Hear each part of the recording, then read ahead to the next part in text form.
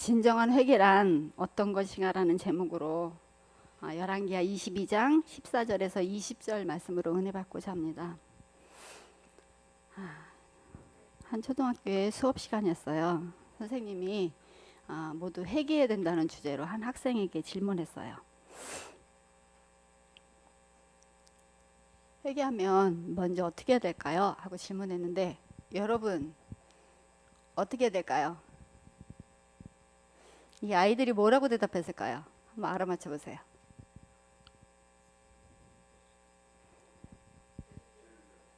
오, 잘 맞히시네요. 오. 네. 참 재밌는 이야기죠. 하지만 여기서 배울 중요한 교훈이 있습니다. 회개는 자신이 죄를 지었다는 사실을 알아야 시작할 수 있다는 것입니다. 오늘 본문은 남방 유다의 마지막 선왕 왕 요시야 왕의 회개 이야기입니다. 요시야 왕을 이야기하기 전에 먼저 요시야의 할아버지와 아버지에 대해서 이야기를 하면 좀 이해하는 데 도움이 될 것 같습니다. 요시야의 할아버지 므낫세는 12살의 왕이 되어서 55년간 왕위에 있었어요. 지난주에 설교 들었던 히스기야 왕의 아들 므낫세는 자기 아버지가 헐어버린 산당을 다시 세우고 바알을 섬기면서 또 아세라 목상을 만들고 섬겼으며 심지어는 그 아들을 불 가운데로 지나게 하는 인신제사까지 드리는 정말 하나님 앞에 많은 악을 행한 가장 악한 왕이었습니다. 그는 59살에 아수르에서 바벨론으로 포로로 잡혀가게 됩니다. 포로로 잡혀가 있으면서 가진 고생과 수모를 당하면서 그곳에서 하나님을 만나게 되고 또한 회개하게 됩니다. 그런 악한 왕이었지만 하나님께서는 그의 회개를 들으시고 다시 왕권을 회복시켜 주십니다. 하지만 악이 완전히 근절되는 것은 참 쉬운 일이 아니었습니다. 그는 67세에 죽음을 맞이합니다. 요시야의 아버지 아몬도 우상을 숭배하고 많은 악을 행하다가 2년 만에 신복들에 의해서 살해를 당합니다. 요시야는 8살에 왕이 되어서 31년간 왕위에 있으면서 많은 선한 일을 행한 유다의 마지막 선한 왕입니다. 그는 할아버지 므낫세가 다시 회개하고 난 후에 태어났습니다. 므낫세는 아들 아몬에게 하나님을 만난 경험을 이야기하고 싶었지만 아들은 이미 잘못된 삶을 살고 있었고 돌이킬 수 없었기 때문에 어쩌면 므낫세는 어린 손자의 손을 잡고 자신이 잘못된 삶을 살아온 얘기를 하면서 다윗의 길로 행하라고 부탁했을 수도 있습니다. 본문 열왕기하 22장 2절 요시야가 여호와 보시기에 정직히 행하여 그의 조상 다윗의 길로 행하고 좌우로 치우치지 아니하였더라. 요시야는 즉위 12년인 20살이 되던 때부터 본격적으로 우상들을 제거하기 시작합니다. 즉위 18년에는 성전을 수리하고 그곳에서 율법책을 발견하게 됩니다. 오늘은 성전을 수리하고 율법책을 발견한 일에 대해서 살펴보고자 합니다. 요시야가 왕이 되었을 때 나이가 8살이었어요. 그는 여호와 보시기에 정직히 행하여 다윗의 길로 행하고 좌우로 치우치지 아니하였다고 합니다. 자, 한번 생각해 보세요. 초등학교 1학년 8살짜리 이 꼬마가 뭘 알겠습니까? 이 꼬마가 왕이 되었는데 얼마나 많은 어른들이 이렇게 해야 된다 저렇게 해야 된다 훈수를 두었겠습니까? 아마도 머리가 되게 복잡했을 것 같아요. 더군다나 57년이란 긴 세월 동안 우상숭배로 악이 가득한 나라였잖아요. 하지만 요시야는 그 누구의 말에도 흔들리지 않고 오직 다윗의 길을 따랐다고 합니다. 우상숭배의 영향력이 정말 많은 이 나라에서 어떻게 이 8살짜리 아이가 좌우로 치우치지 않고 다윗의 길을 따랐을까요? 그것은 아마도 hil기야라는 대제사장과 좋은 선지자들이 그의 주변에 있었기 때문일 것입니다. 시냇가에 심겨진 나무이기 때문에 잎사귀가 시들지 않고 열매를 맺는 것처럼 신앙을 잘 맺기 위해서는 신앙을 잘할 수 있는 환경에 나 자신을 두는 것은 정말 큰 축복 중에 하나입니다. 그런 면에서 우리 열린교회는 신앙을 잘할 수 있는 참 좋은 환경이죠. 네. 이런 환경에서 자녀를 키울 수 있다는 건 정말 큰 복입니다. 저희 아이들은 다 컸기 때문에 여러분들이 참 부럽습니다. 이렇게 좋은 환경에서 자란 우리 자녀들은 어떤 고난과 시련이 찾아와도 요시야처럼 좌우로 치우치지 않는 축복이 있으리라고 확신합니다. 요시야 왕이 본격적으로 다윗의 길로 행하기 위해 시도한 것은 성전을 수리하고 정결케 하는 일이었습니다. 예배의 회복을 위한 것이었죠. 성전을 수리하다가 제사장 hil기야는 율법책을 발견하게 됩니다. 열왕기하 22장 8절 대제사장 hil기야가 서기관 사반에게 이르되 내가 여호와의 성전에서 율법책을 발견하였노라 하고 hil기야가 그 책을 사반에게 주니 사반이 읽으니라. 율법책이 성전에 있어야 되는 것은 너무나 당연한 일인데 어디에 있는지조차 몰랐다는 것은 그동안 제사장이나 레위인들조차도 유월절을 지키지 않고 우상을 숭배하며 하나님의 백성답지 않게 살았다는 뜻이겠죠. 너무나 기가 막힌 일입니다. 근데 이 기가 막힌 일을 제가 했더라고요. 부끄럽지만 저는 제자 훈련을 시작하기 전에는 집에서 이렇게 성경을 펴서 말씀 묵상을 해본 적이 없습니다. 어떻게 말씀 묵상하는지조차도 몰랐으니까요. 제 성경책은 그냥 제 가방에서 한 번도 꺼내지지 않고 그냥 교회에 왔다 갔다 하는 교회용이었습니다. 우리의 삶은 어떤가요? 혹시 히브리 사람들처럼 말씀을 멀리하고 있지 않습니까?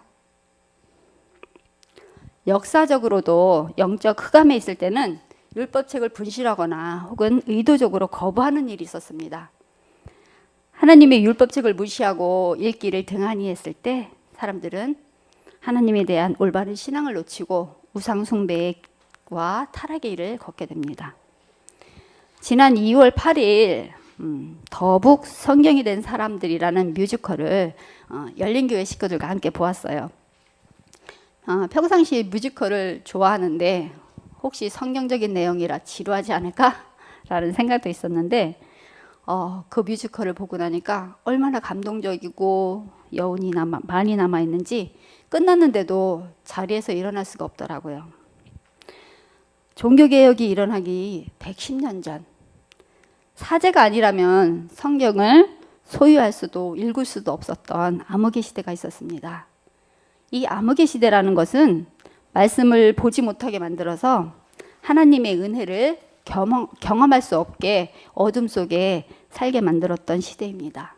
이 시대에 라틴어로 된 성경을 영어로 번역해 비밀리에 퍼뜨리는 롤라드, 독버섯이라는 부른 그런 사람들이 있었는데 그들에 의해서 번역된 성경은 감찰 사제들에 의해서 적발되고 압수되었어요. 그리고 교구의 권위에 도전한다는 이유로 그 사람들을 다 처형시켰습니다. 결국 이 롤라드와 무리들은 본인들이 직접 성경이 돼서 말씀을 외우고 그 말씀을 전하는 그런 뮤지컬이었습니다. 아마도 그래서 제목이 더북 성경이 된 사람들인 것 같습니다. 보신 분들은 아시겠지만 그때도 성경을 모두 감춰버리고 보지 못하게 만들었습니다. 왜 성경을 보지 못하게 만들었을까요? 그 이유는 그 성경을 사람들이 보게 되면 성경을 보지 못하게 만든 자기들의 잘못이 드러나고 또한 죄를 용서하시고 죄에서 구원하시는 하나님을 알게 되기 때문입니다. 오늘날도 마찬가지입니다. 사단은 우리가 말씀을 접하지 못하도록 사람들을 바쁘고 분주하게 만들고 또 재미있고 시간 가는 줄 모르는 유튜브, 드라마, 게임 등 많은 매체들로 유혹하여 우리를 말씀과 가까이 하지 못하도록 하고 있습니다. 본문에서 중요한 것은 또 율법책을 발견했다고 서기관 사반이 왕에게 이야기했을 때 요시야 왕의 반응입니다. 22장 11절 왕이 율법책의 말을 듣자 곧 그의 옷을 찢으니라. 저희 아이들이 어렸을 때 아이가 아파서 소아과에 간 적이 있습니다. 그런데 의사가 가운을 입지 않고 청바지에 티셔츠 바람으로 있는 거예요. 근데 갑자기 이 사람 의사가 맞을까? 혹시 제대로 진료하는 건 맞나? 이런 의심이 생겼어요. 그래도 갔으니까 진료를 받고 왔긴 했지만 좀 찜찜하더라고요. 만약에 이 의사가 가운을 입고 있었다면 제가 그런 의심을 했을까요? 전혀 그렇지 않았겠죠. 그만큼 의복은 그의 신분을 보장하고 권위를 인정하는 것입니다. 왕도 마찬가지입니다. 왕이 의복을 벗고 찢었다는 것은 내가 죄인임을 고백하고 내가 할 수 없음을 인정하고 왕위를 내려놓는 것입니다. 구약 시대에는 주로 중대한 위기가 닥쳤을 때 온 민족이 집단적으로 회개하는 경우가 많았어요. 그때는 베옷을 입고 금식하고 때론 재에 앉거나 죄를 뒤집어 쓰고 옷을 찢고 회개를 했습니다. 지난 우리 5월 12일 러빙타임에서도 히스기야 왕이 옷을 찢고 굵은 배를 두르고 여호와의 전에 들어간 내용을 묵상했었죠. 율법책의 내용을 들으면서 요시야 왕은 우리 조상들이 이 책에 우리를 위해서 기록된 모든 것을 읽지도 듣지도 행하지도 아니하므로 여호와께서 우리에게 내린 진노가 크다는 것을 알게 되었어요. 그래서 이 율법책에 대해서 여호와께 물으라고 명령합니다. 제사장 hil기야와 또 아히감과 악볼과 사반과 아사야를 선지자 훌다에게 보냅니다. 열왕기하 22장 16절 여호와의 말씀이 내가 이곳과 그 주민에게 재앙을 내리되 곧 유다 왕이 읽은 책의 모든 말대로 하리니 17절 이는 이 백성이 나를 버리고 다른 신에게 분향하며 그들의 손의 모든 행위로 나를 경노하게 하였습니다.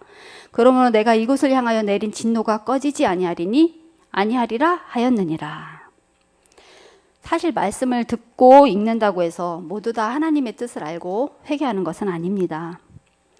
가인과 아벨을 한번 보겠습니다. 가인과 아벨은 한 부모 밑에서 하나님께 드리는 제사는 양으로 드려야 된다는 이유와 의미를 배웠습니다. 하지만 형 가인은 자기가 농사 지은 것으로 제물을 드렸고 동생 아벨은 양으로 제사를 드렸습니다. 히브리서 11장 4절에 보면 믿음으로 아벨은 가인보다 더 나은 제사를 하나님께 드림으로 의로운 자라 하시는 증거를 얻었으니 하나님이 이 예물에 대하여 증언하심이라. 이렇듯 어떻게 말씀을 받아들이고 어떻게 적용하느냐가 중요한 것입니다. 말씀에 대한 올바른 태도가 진정한 회개를 일으킵니다. 그럼 회개는 무엇일까요? 제가 네이버 사전에서 회개라고 이렇게 치니까 라이프 성경 사전에 이렇게 기록되어 있더라고요. 죄에 대한 확신과 하나님께 죄를 지었다는 깨달음, 죄인을 구속하시는 하나님의 은혜로 자신의 죄성을 확인하고 죄로부터 결정적으로 돌이키는 신앙행위, 죄를 미워하는 마음의 변화와 죄에서 떠나는 생활의 변화가 포함됨, 죄를 포기하는 것이며 거룩한 생활을 가능케 하는 성령의 역사를 수용하는 것. 이걸 요약해 보면 회개는 죄인임을 깨닫고 죄에서 돌아서고 말씀과 성령의 역사로 삶이 변화되는 것입니다. 침례 요한의 핵심 기별도 회개하라 천국이 가까웠느니라이고 예수님의 복음이 증거하실 때도 한 문장으로 회개하라 천국이 가까웠느니라입니다. 그만큼 회개라는 주제는 초림과 재림을 준비하는 일에 있어서 매우 중요한 것입니다. 그런데 왜 우리는 회개가 되지 않는 걸까요? DT 공부할 때 먼지 예를 들어주셨던 것이 생각났습니다. 여러분, 먼지가 그늘이나 어두운 곳에서는 보이나요? 네, 보이지 않죠. 그래서 먼지가 없는 줄 착각하고 살죠. 하지만 그곳에 빛이 비치게 되면 정말 많은 먼지가 있다는 것을 알게 됩니다. 이처럼 어둠에 있을 때는 내 죄가 보이지 않아서 왜 회개를 해야 되는지 알지 못하지만 빛이신 말씀에 비추어 보면 내 죄가 보이고 또 회개의 필요를 느끼게 됩니다. 말씀을 통해서만이 죄의 무게를 알게 되는 거죠. 말씀을 통해 죄를 깨닫고 회개하는 모습으로 돌아가야 합니다. 하나님을 알아가면 알아갈수록 더 깊은 죄가 보이고 더 깊은 회개가 일어납니다. 더 많은 햇빛이 비치면 더 많은 먼지가 보이는 것처럼요. 진정한 회개의 첫 번째 특성은 말씀에 대한 올바른 태도가 진정한 회개를 일으킨다는 것입니다. 진정한 회개의 두 번째 특성은 성령님의 역사로 말미암아 말씀을 순종하게 만들고 삶을 변화하게 만듭니다. 이 내용을 도포로 정리하면 다음과 같습니다. 말씀의 역사는 진정한 회개를 만들고 진정한 회개는 말씀의 순종으로 이어집니다. 이 모든 것에는 성령님의 역사가 있어야 되는 거죠. 이제 말씀을 통해서 한번 확인해 보겠습니다. 열왕기하 23장 2절 왕이 여호와의 전 안에서 발견한 언약책의 모든 말씀을 읽어 무리의 귀에 들리고 왕이 내 위에 서서 여호와 앞에서 언약을 세우되 마음을 다하고 성품을 다하여 여호와를 순종하고 그 계명과 법도와 율례를 지켜 이 책에 기록된 이 언약의 말씀을 이루게 하리라 하매 백성이 다 언약을 쫓기로 하니라. 요시야는 자신뿐만 아니라 백성들에게도 언약책을 읽게 하고 그 언약의 말씀대로 지키고 순종하게 합니다. 그리하여 그는 자신의 때에는 재앙을 보지 못하고 평안히 묘실에 들어가는 축복을 받게 됩니다. 많은 그리스도인들이 회개에 대한 필요성도 알고 내가 죄를 지었고 또 이런 마음과 말과 또 행동이 잘못되었다는 것까지는 인정합니다. 그런데 죄에 대한 인정까지만 하고 삶의 변화와 개혁까지 가지 못하는 이유는 뭘까요? 죄에 대한 인정에서 멈추고 말씀을 따라 순종하는 것까지 가지 못하는 이유는 뭘까요? 생애의 빛에 보면 회개한다는 것은 죄를 스프게 여기고 죄에서 떠난 것을 의미한다. 죄가 얼마나 가증한지 알지 못하면 우리는 죄를 버릴 수 없게 될 것이다. 우리가 죄에서 돌아서기로 작정하기 전에는 우리 생애에 진정한 변화가 생길 수 없다. 그럼 먼저 회개해야만 하나님께 갈 수 있다는 뜻일까요? 회개가 죄인과 구주 사이에 장애물이 된다는 것일까요? 생애의 빛에는 그렇지 않다고 말씀하고 있습니다.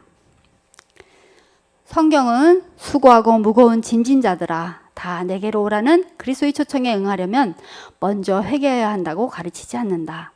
진정한 회개를 하는 것은 오직 그리스도께로부터 나오는 은혜이다.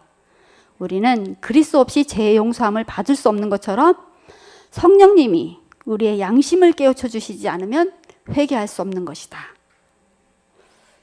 변화 없는 회개와 개선이 없는 죄의 고백은 하나님께 받으시는 바 되지 못한다. 반드시 생애에 확실한 변화가 있어야 한다. 하나님께 거리끼는 것은 무엇이든지 반드시 버려야 한다. 이 일은 죄를 진정으로 슬퍼하는 결과로 될 것이다. 이러한 진정한 변화는 우리의 힘으로 하는 것이 아니라고 말씀하고 있습니다. 우리가 삶을 변화시키고 말씀을 순종하게 하는 것은 오직 그리스도의 은혜와 성령님이 역사하실 때만 가능하다고 하십니다. 그러므로 우리는 회개의 마음을 달라고 간구해야 합니다. 바로왕을 한번 보겠습니다.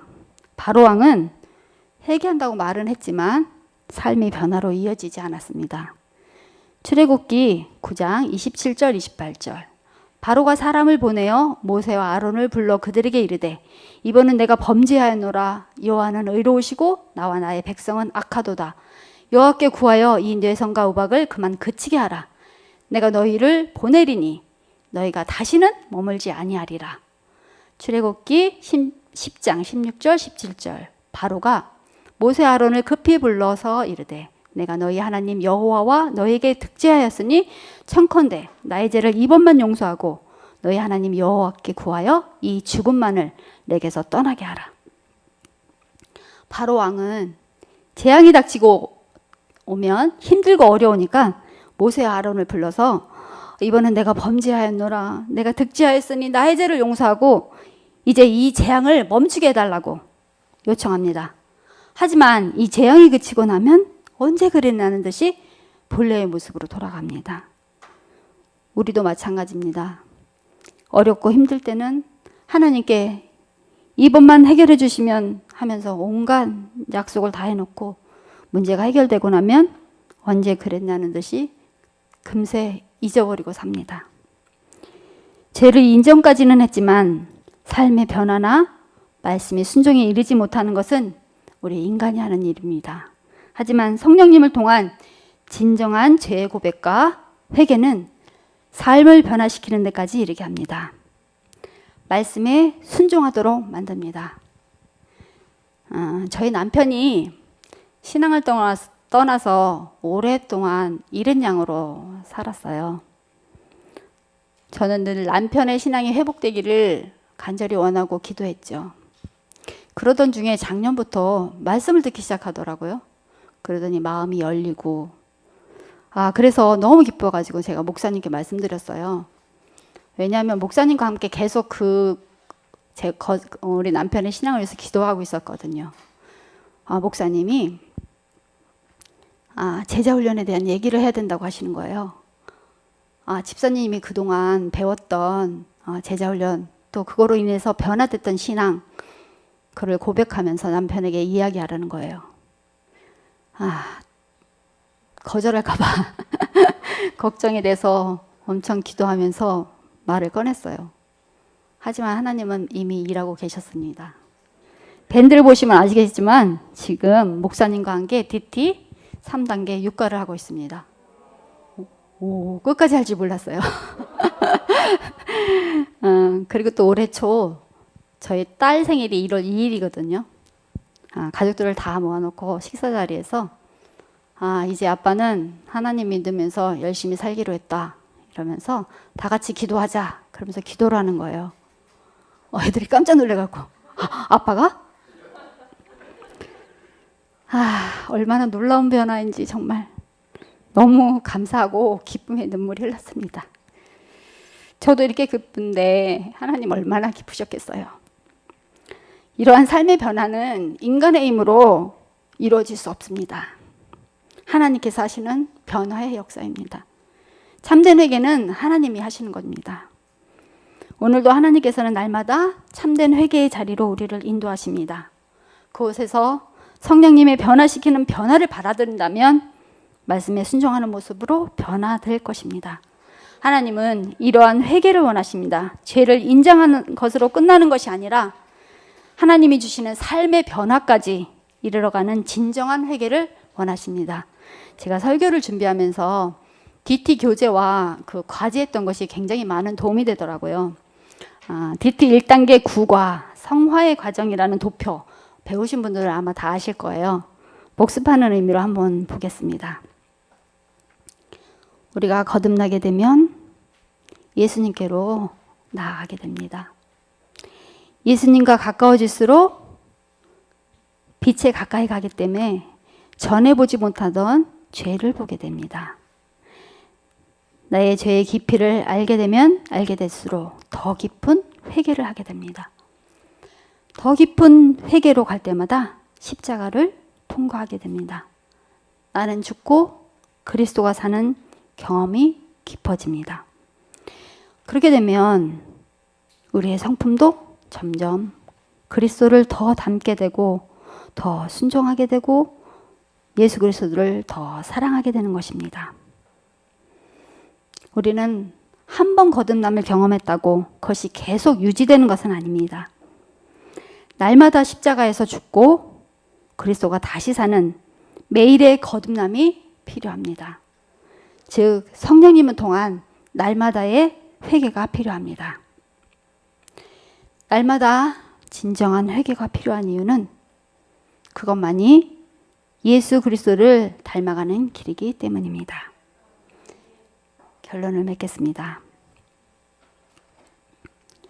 말씀에 대한 올바른 태도가 진정한 회개를 일으킵니다. 진정한 회개는 성령님의 역사로 말씀을 순종하게 만듭니다. 죄를 인정하는 것으로 끝나는 것이 아니라 삶의 변화까지 일어나게 합니다. 날마다 회개함으로 예수님을 닮아가는 삶이 되기를 간절히 바라면서 말씀을 마치겠습니다.